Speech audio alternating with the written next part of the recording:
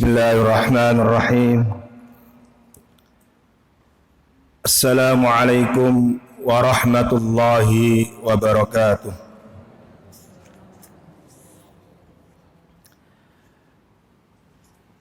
Alhamdulillah. Alhamdulillahi rabbil alamin. Wassalatu wassalamu ala asyrafil anbiya'i wal mursalin. Sayyidina Muhammadin wa ala alihi wa ashabihi ajma'in. Amma ba'd. Faqala ta'ala fi kitabil karim. A'udzu billahi minasy syaithanir rajim. Wa laqad ba'atsna fi kulli ummatin rasulan an i'budullaha wajtanibut taghut. فمنهم من هدى الله ومنهم من حقت عليه الضلالة فسيروا في الأرض فانظروا كيف كان عاقبة المكذبين صدق الله العظيم. معاشر المسلمين والmuslimat hafizakumullah. Berbahagia sekaligus bersyukur kita kepada Allah Subhanahu wa taala karena kita semuanya dimudahkan Allah berkumpul dengan bapak-bapak, ibu-ibu yang insya Allah ahli surga. Karena semangat kita untuk terus mencari ilmu, tafaqquh fiddin, berkumpul di rumah Allah seperti ini adalah salah satu amalan yang insya Allah akan memudahkan kita memasuki surga Allah Subhanahu wa taala. Bukankah begitu janji Rasulullah sallallahu alaihi wasallam di dalam hadis sahih, "Man salaka tariqan yaltamisu fihi ilman, sahhalallahu lahu tariqan ilal jannah." Siapa saja yang semangat mengorbankan waktunya, mengorbankan hartanya, mengorbankan kesibukannya, sengaja pergi ke rumah Allah atau kemanapun dalam rangka mencari ilmu, maka insya Allah kata Nabi, Allah akan mudahkan jalan menuju surga Allah Subhanahu wa taala. Amin ya rabbal alamin. Ma'asyiral muslimin hafizakumullah. Kajian kita pagi hari ini akan membahas tentang kemerdekaan dalam perspektif Al-Quran.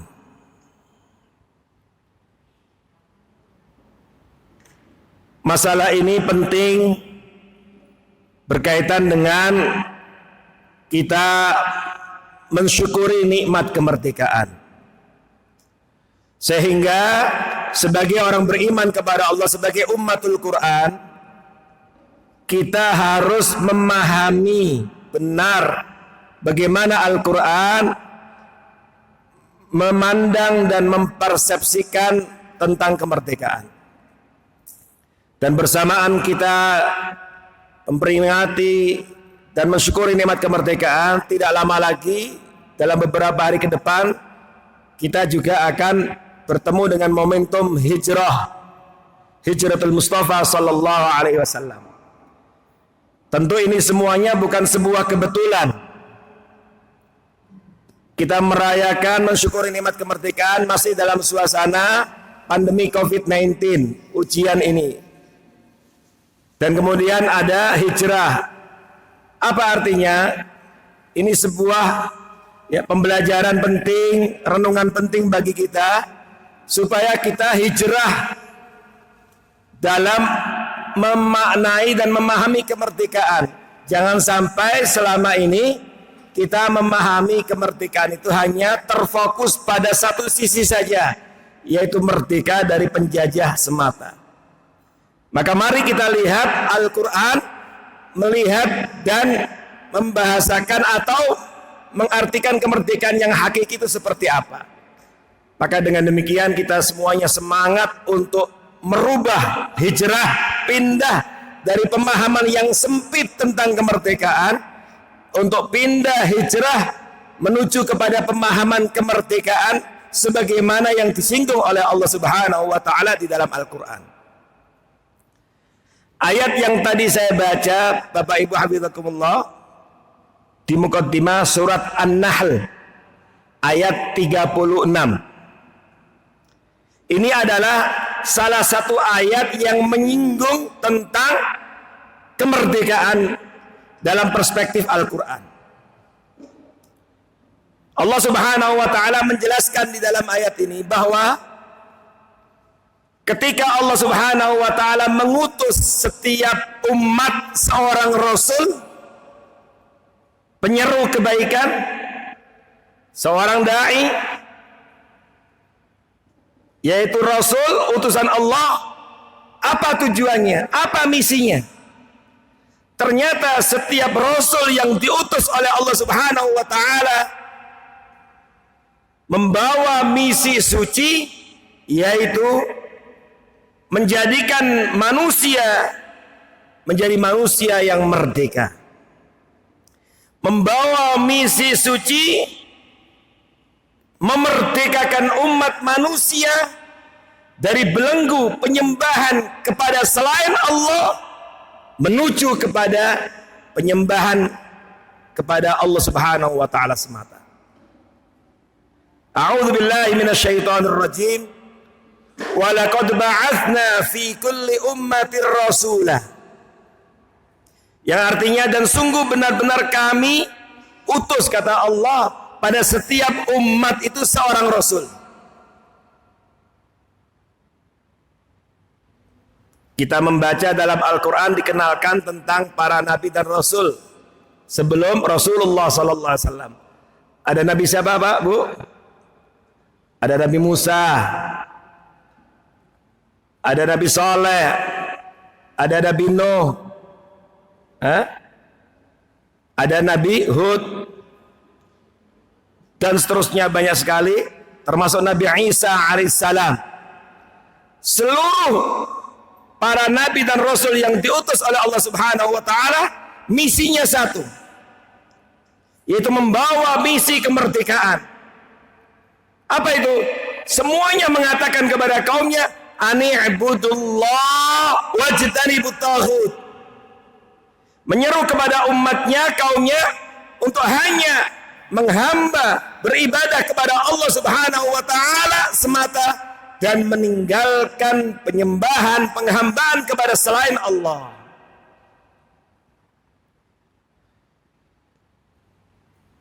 Jadi meninggalkan penghambaan kepada selain Allah,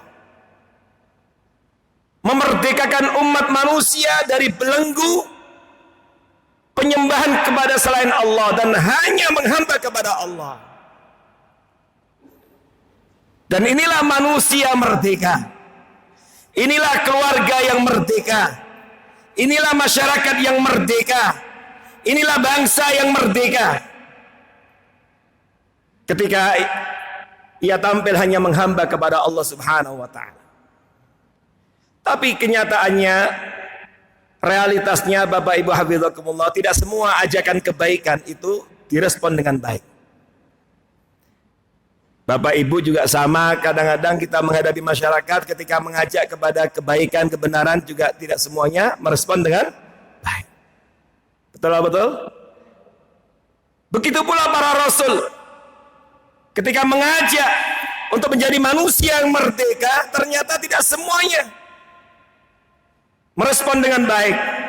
Maka Allah Subhanahu wa taala sampaikan, "Faminhum man hadallah." Di antara kaumnya manusia itu ada yang kemudian benar-benar sungguh-sungguh menjadi manusia merdeka, hamba Allah yang merdeka, keluarga yang merdeka, sehingga mereka hidup dalam petunjuk Allah. Jadi ketika hidup kita dalam menjalani kehidupan rumah tangga kita senantiasa berada dalam petunjuk Allah, maka berarti kita telah merdeka. Faminhum man hadallah. Di antara mereka ada yang kemudian merespon ajakan Rasul ini, kemudian hidup dengan petunjuk Allah. Tapi ada juga yang kemudian cuek, acuh, ajakan kebaikan, ajakan kepada kebenaran, ajakan untuk menjadi manusia merdeka ini tidak direspon dengan baik, sehingga mereka tetap menjadi manusia yang terjajah, keluarga yang terjajah, masyarakat yang terjajah, bangsa yang terjajah, dijajah oleh belenggu penyembahan kepada selain Allah. Maka apa yang terjadi? Kata Allah, wa minhum man haqqat alaihi dhalalah. Tapi ada juga di antara mereka yang kemudian hidup dalam kesesatan. Ketika manusia hidup dalam kesesatan, ini bukanlah manusia yang merdeka. Ketika ada keluarga yang hidup dalam kekufuran, kesesatan, inilah keluarga yang terjajah. Ketika ada masyarakat bangsa yang hidup dalam kesesatan, bahkan kemudian menikmati dengan kesesatannya, menikmati dengan kemungkarannya, menikmati dengan keingkarannya kepada Allah, maka dia termasuk manusia, masyarakat yang terjajah. Dan itulah yang dibahasakan Allah, wa minhum man haqqat alaihi dhalalah. Lalu Allah Subhanahu wa taala perintahkan kita, ini diantara cara ikhtiar kita untuk menjadi manusia yang merdeka, fasiru fil ardi fanzuru kaifa kana akibatul mukadzibin. Kita berjalan di muka bumi ini, melihat, merenungkan alam semesta, dan kemudian juga melihat, membaca kisah-kisah kaum-kaum terdahulu. Kita lihat bagaimana kesudahan, keberakhiran kaum-kaum yang dulu menjadi kaum yang terjajah, tidak merespon perintah dan ajakan Rasulnya. Mereka mendustakan Allah, mendustakan Rasulnya, mendustakan kitab sucinya. Fanzuru kaifa kana akibatul mukadzibin. Lihatlah, perhatikanlah bagaimana keberakhiran orang-orang kaum yang mendustakan Allah Subhanahu wa taala. Bagaimana keberakhiran kaum 'Ad? Bagaimana keberakhiran kaumnya kaum Tsamud? Bagaimana keberakhiran Firaun? Bagaimana keberakhiran kaumnya Nabi Nuh? Bagaimana keberakhiran kaumnya Nabi Lut? Dan lain sebagainya. Termasuk bagaimana keberakhiran orang-orang kufar Quraisy, Abu Lahab dan konco-konconya itu. Maka semua ini harusnya menjadi pelajaran penting bagi kita untuk kemudian tampil menjadi manusia yang merdeka, keluarga yang merdeka. Ma'asyiral muslimin hafizakumullah. Maka memahami, bertolak dari pemahaman kita terhadap ayat ini, jelas sekali bahwa misi Rasul, termasuk Rasulullah SAW, adalah menjadikan umatnya, kita semuanya menjadi manusia yang merdeka. Dan kemerdekaan yang kita pahami dari ayat ini adalah ketika seseorang memerdekakan dirinya, memerdekakan kehidupannya dari segala bentuk belenggu penyembahan kepada selain Allah dan hanya menghamba kepada Allah Subhanahu wa taala. Untuk meyakinkan ini, Al-Quran menyampaikan kepada kita bagaimana para Rasul ini dalam praktek dakwahnya semuanya sama. Makanya Bapak Ibu hafizakumullah, pernahkah kita membaca di dalam Al-Quran ada Rasul yang mengatakan, aku Tuhan, sembahlah aku? Tidak ada. Semua para Rasul selalu mengatakan kepada kaumnya, u'budullah. Termasuk Nabi Isa alaihissalam mengatakan kepada kaumnya, u'budullah. Karena semuanya punya misi yang sama. Dan makna kemerdekaan ini kemudian dipertegas, diperkuat oleh ungkapan seorang sahabat yang diutus oleh panglima perang Al-Qadisiyah Sa'ad ibn Abi Waqqas radhiyallahu an untuk menghadap panglima perang Rustum, panglima perang bangsa Persia, yaitu Rib'i ibnu Amir radhiyallahu an. Jadi sebelum peperangan Al-Qadisiyah, sebuah peperangan yang dahsyat, nanti Bapak Ibu silakan baca sejarahnya, karena kita dalam konteks menjelaskan tentang tema ini, maka kita tidak cerita tentang detail rincian tentang peperangan itu.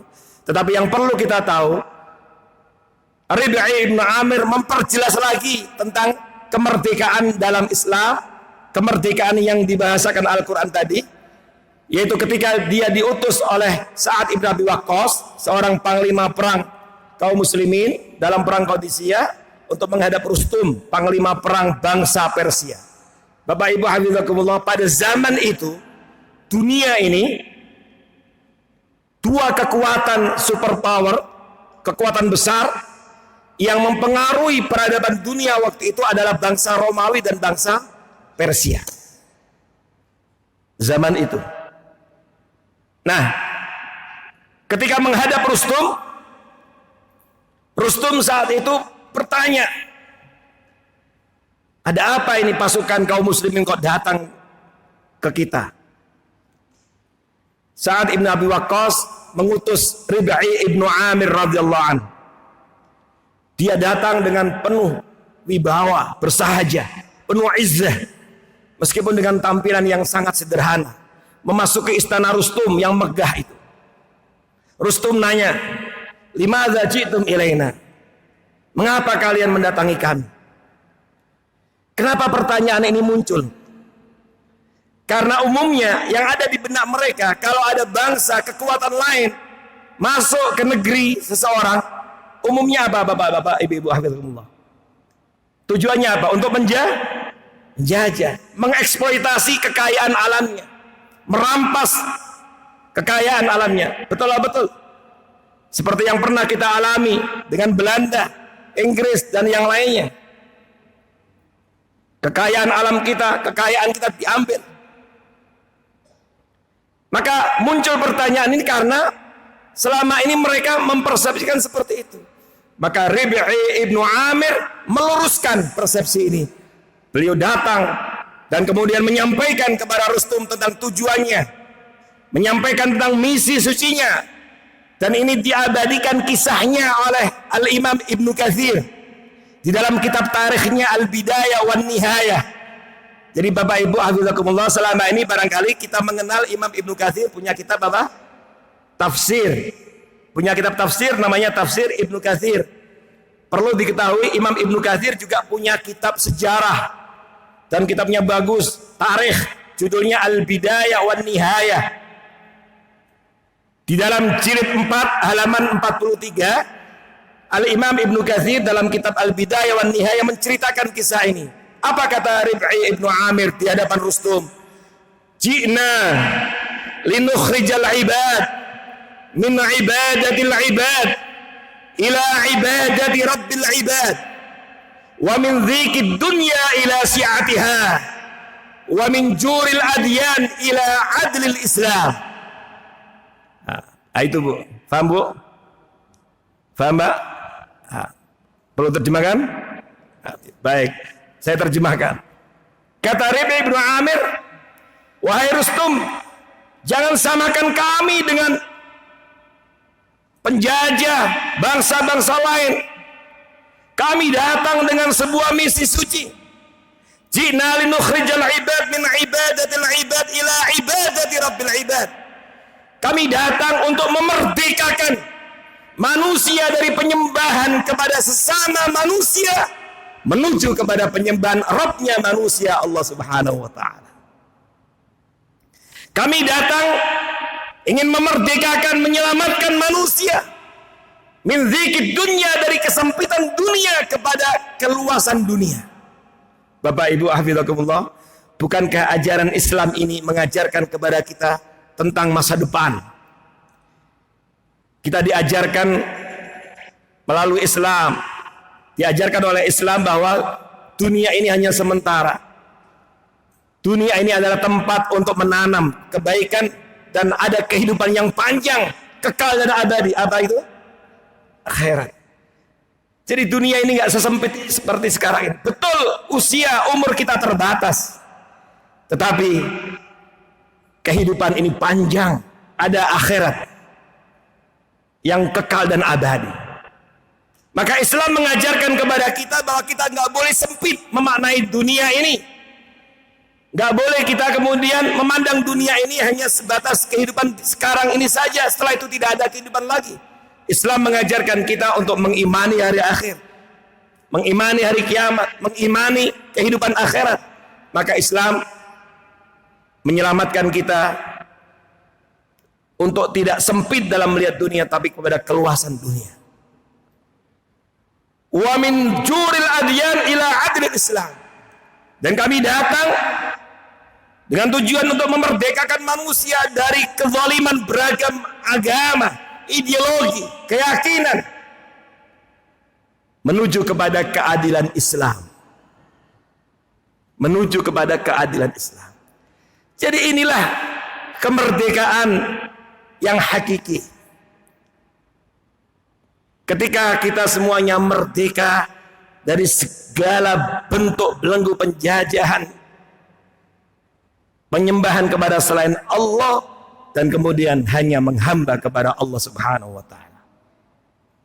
Dengan pemahaman seperti ini Bapak Ibu hafizakumullah, maka mulai sekarang dan ke depan kita tidak boleh memaknai kemerdekaan itu secara sempit. Betul bahwa merdeka dari penjajah itu juga bagian dari kemerdekaan.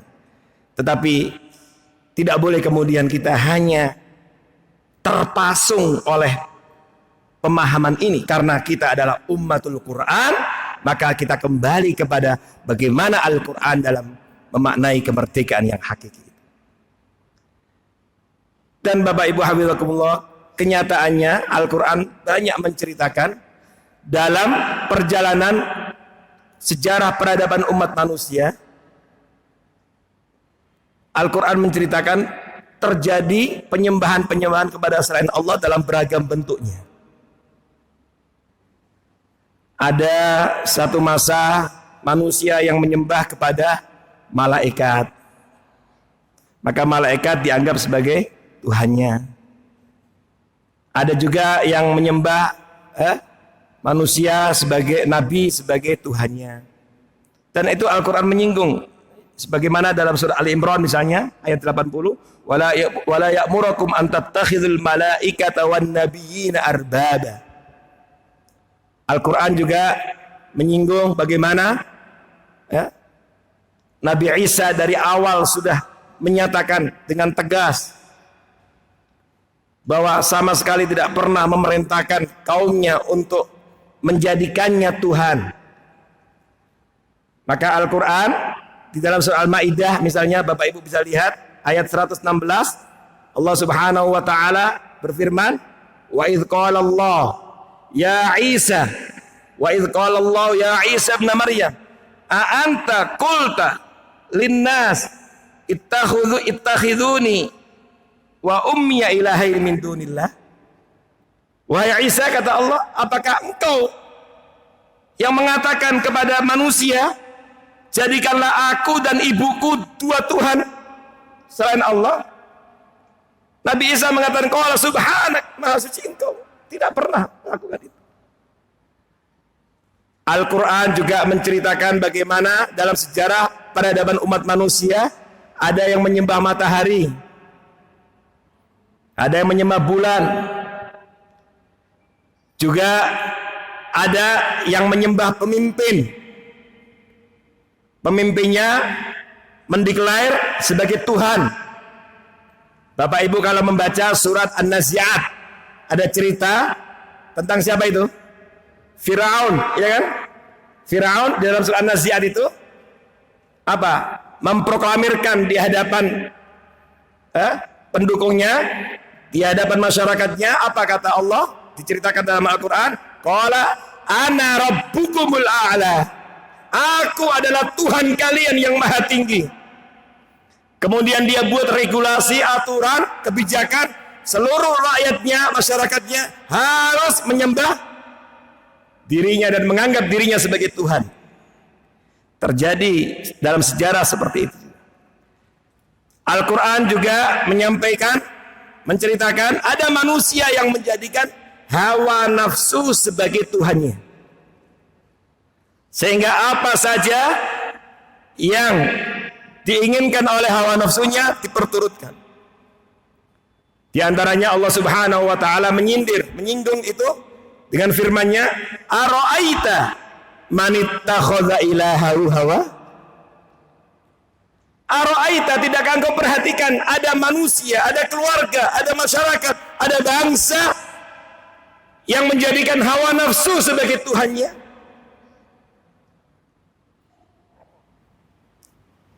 Dan ini juga perlu diwaspadai. Makanya Islam, Al-Quran, Sunnah, ajaran Nabi membimbing kita untuk apa?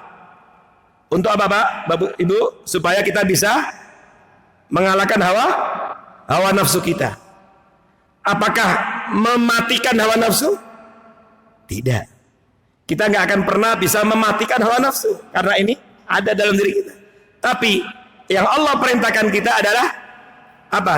Melarang, kemudian menghalangi hawa nafsu kita, memanage.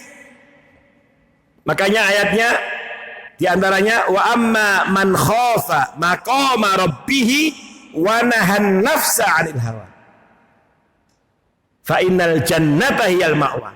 Jaminan orang yang selama hidupnya mampu mengendalikan hawa nafsunya, jaminannya adalah surga. Wa amma man khafa maqama rabbih, adapun manusia yang takut kepada Rabbnya, wa nahan nafsa 'anil hawa, lalu mampu mengendalikan hawa nafsunya sehingga dibersihkan terus, disucikan terus dengan sholat, dengan sedekah, dengan pengajian seperti ini, dengan tilawatil Quran, dengan birrul walidain, dengan akhlak mulia, dengan sholawat, dengan baca zikir, dengan berbagai macam kebaikan. Itu termasuk wanahan nafsa 'anil hawa. Maka apa balasannya? Fa innal jannata hiyal ma'wa. Maka sesungguhnya surga adalah tempat kembalinya. Dan inilah tugas kita, kewajiban kita. Al-Quran menceritakan ada manusia yang menjadikan hawa nafsu sebagai Tuhannya. Kalau ditanya siapa Rabbnya, Allah, betul. Tapi realitas kehidupannya, kenyataannya, ia jauh dari Allah. Dan hidupnya hanya memperturutkan hawa nafsu. Orang kalau sudah hidupnya hanya memperturutkan hawa nafsu, maka dia akan sesat. Bahkan kadang-kadang lebih hina daripada binatang. Dan itu Allah Subhanahu wa taala sendiri yang menyampaikan. Balhum adall. Oleh karena itu, kita belajar Islam, kita belajar Al-Quran, kita belajar hadis Nabi, tujuannya supaya kita mengerti, memahami ajaran ini, sehingga kemudian kita mampu memanage, mengendalikan hawa nafsu kita. Maka kalau ada manusia masih menghamba kepada bulan, matahari, kepada malaikat, kepada nabi, kepada manusia, kepada hawa nafsu, dan yang lainnya, itu yang dibahasakan oleh Allah tadi dengan at-taghut. Karena definisi taghut di antara para ulama adalah kullu ma'ubida li ghairillah, segala bentuk penyembahan kepada selain Allah masuk dalam makna itu. Maka ketika itu manusia masih terjajah dan belum merdeka. Kalau seperti itu Bapak Ibu hafizakumullah, sudahkah kita merdeka? Masih panjang perjuangannya. Betul kita merdeka dari penjajah, dari Belanda, tetapi kita masih terus harus berjuang untuk memerdekakan diri kita dari hawa nafsu kita, dari segala bentuk hal-hal yang bisa menjauhkan kita dari Allah Subhanahu wa taala. Nah, karena itu ketika kita sudah memahami makna kemerdekaan yang seperti itu, maka sudah barang tentu ketika seseorang menjadi manusia yang merdeka, keluarga yang merdeka, bangsa yang merdeka, itu sebuah nikmat dari Allah apa tidak, Pak? Bu? Nikmat dari Allah apa tidak? Tentu ini sebuah anugerah nikmat yang besar dari Allah Subhanahu wa taala yang wajib kita syukuri. Yang wajib kita syukuri. Dan karena itulah setiap kali momentum Agustusan itu juga harus kita hadirkan bahwa kita mensyukuri nikmat ini. Sebab kemerdekaan ini juga merupakan anugerah dari Allah Subhanahu wa taala. Merdeka dari penjajah pun juga merupakan anugerah, rahmat dari Allah Subhanahu wa taala. Dan itu yang kemudian diakui oleh para pendahulu kita. Makanya para ulama mengatakan bahwa yang namanya syukur yang hakiki itu ketika terdapat di dalam syukur itu dua hal. Terhimpun di dalamnya dua hal. Tercakup dua hal. Apa itu? Yang pertama, al-i'tiraf bi annal mun'im huwallah. Yaitu adanya pengakuan bahwa yang memberikan nikmat adalah Allah. Makanya kita tidak pernah berhenti untuk selalu mengatakan apa, Bu? Alhamdulillah. Meskipun dalam kondisi pandemi COVID-19 ini, ujian yang luar biasa, tidak pernah kita undang. Dan ternyata panjang. Bagaimanapun juga kita tidak boleh lepas untuk senantiasa syukur kepada Allah Subhanahu wa taala. Maka kita mengucapkan alhamdulillah. Dan Rasulullah SAW mengajarkan kepada kita seperti itu di dalam hadis yang diriwayatkan Imam Al-Hakim dalam kitab Al-Mustadrak. Rasulullah SAW mengajarkan kepada kita umatnya untuk senantiasa tidak pernah lepas mensyukuri nikmat Allah apapun keadaannya. Kalau dalam keadaan diberikan nikmat yang menyenangkan, membahagiakan, sehat walafiat, rezekinya lancar, keluarganya harmonis, urusan-urusannya dimudahkan Allah, ya, dalam kondisi yang berkecukupan, ya, seluruh anggota tubuhnya sehat. Maka ketika Allah uji dengan kenikmatan, kemudahan-kemudahan seperti ini, kita ucapkan alhamdulillah. Dan untuk sempurnanya Nabi mengucapkan apa? Alhamdulillah bi ni'matihi tatimmus shalihat. Ayo Bu, ikuti Bapak. Alhamdulillah bi ni'matihi tatimmus shalihat. Jadi kalau keadaan lancar semua, ini menyenangkan, sempurna, senang, membahagiakan, urusan keluarga lancar, ini alhamdulillah bi ni'matihi tatimmus shalihat. Yang artinya segala puji bagi Allah yang dengan nikmatnya semakin sempurna kebaikan. Lalu kata Nabi, tapi sebaliknya, namanya hidup Bapak Ibu hafizakumullah. Kadang-kadang kita juga diuji dengan penyakit, diuji dengan kesulitan, diuji dengan krisis ekonomi, diuji dengan hal-hal yang kurang menyenangkan. Seperti sekarang ini kita diuji dengan pandemi COVID-19 yang dampaknya luar biasa. Tidak ada yang tidak terdampak, semua terdampak. Ya. Beberapa bulan yang lalu masih banyak saudara-saudara kita, tapi sekarang sudah ratusan ribu yang kemudian sakit, ada juga yang meninggal dunia. Kemudian dampak sosialnya, dampak ekonomi dan seterusnya. Ini kan sesuatu yang kurang menyenangkan. Atau mungkin diuji dengan penyakit yang lain, diuji dengan kesulitan, diuji dengan urusan ekonomi dan lain sebagainya. Dan begitulah hidup. Kita tidak boleh melupakan nikmat Allah yang begitu panjang. Nabi Ayub alaihissalam, Bapak Ibu mengenal Nabi Ayub? Seorang nabi yang kemudian kisahnya juga diabadikan oleh Allah dalam Al-Quran. Diuji penyakit itu, ada riwayat mengatakan 17 tahun. Dan penyakitnya bukan penyakit sembarang, penyakit menular. Sampai keluarganya menjauh, dijauhi orang. Tapi Nabi Ayub sabar. Di antaranya Nabi Ayub mengatakan, saya puluhan tahun Allah berikan sehat. Ini baru belasan tahun. Maka kita juga perlu juga terus merenung. Kalaulah 6 bulan, kalaulah 5-6 bulan ini, tapi kita lihat ternyata bertahun-tahun selama ini kita juga sehat walafiat. Sehingga kita terus harus husnudzan, terus berprasangka baik kepada Allah, sabar menghadapi ini.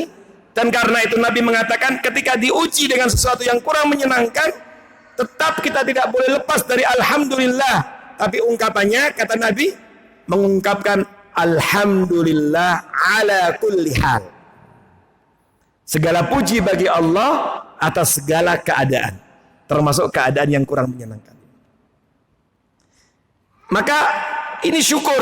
Nah, para pembesar negeri ini, para pejuang negeri kita, itu dari awal mereka juga mengakui bahwa kemerdekaan ini adalah merupakan nikmat dari Allah, rahmat dari Allah. Bukan karena kehebatan mereka, bukan karena keberanian mereka, bukan karena persenjataan mereka, bukan karena jumlah tentara mereka yang besar, jumlah yang banyak.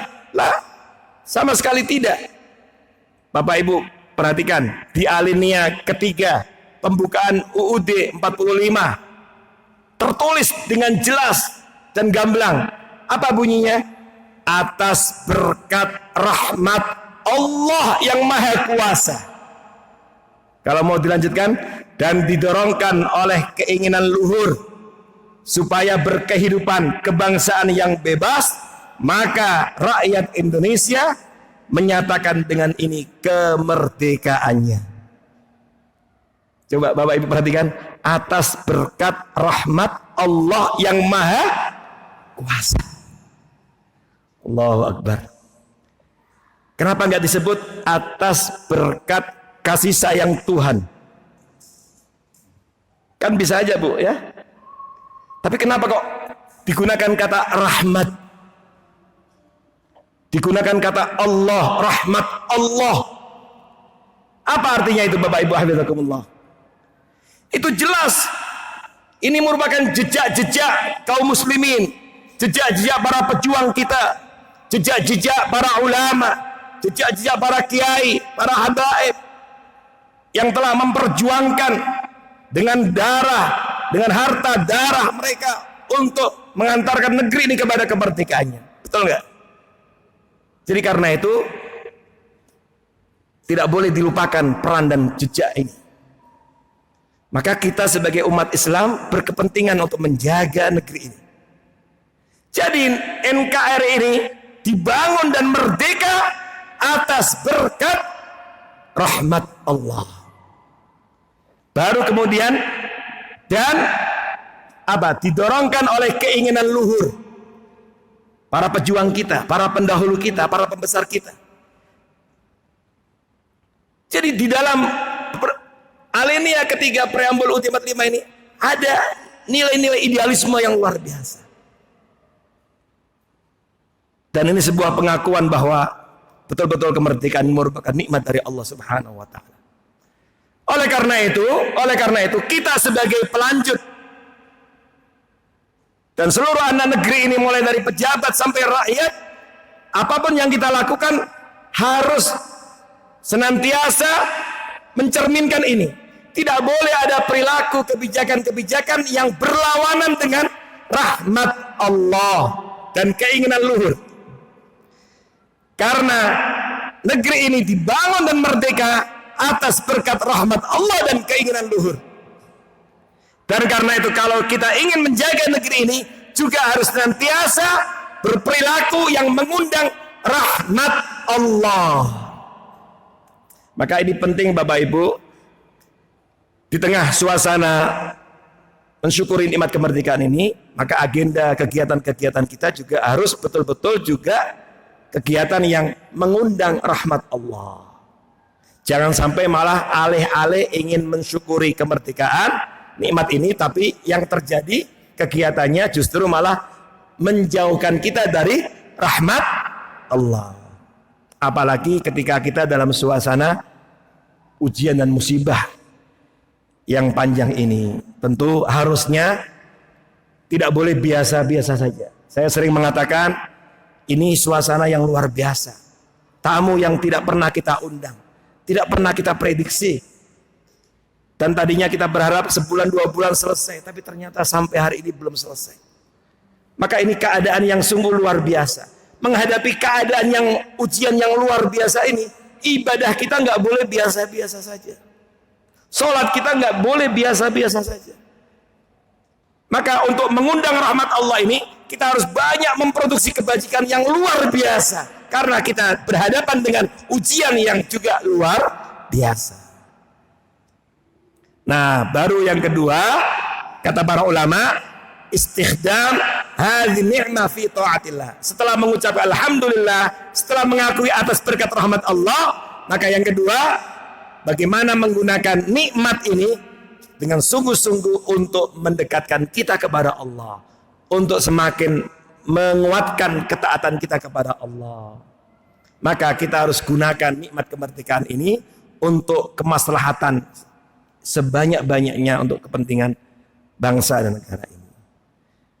Disinilah penting bagaimana beragam kebijakan, peraturan, regulasi apapun semuanya harus mengerucut untuk kemaslahatan dan kebaikan bangsa ini.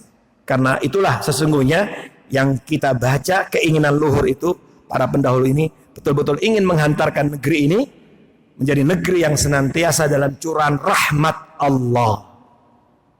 Dan kemudian menjadi negeri yang insya Allah ke depan mudah-mudahan baldatun thayyibatun wa rabbun ghafur. Inilah Bapak Ibu hafizakumullah makna ya kemerdekaan dalam perspektif Al-Quran, dan bagaimana kemudian kita aplikasikan dalam mensyukuri nikmat ini. Karena sesungguhnya kalau kita kembali kepada apa yang kita bahas tadi, insya Allah kita akan menjadi orang-orang yang syukur yang hakiki. Ya. Dan Allah mengingatkan dalam beberapa ayat, qalilan ma yashkurun.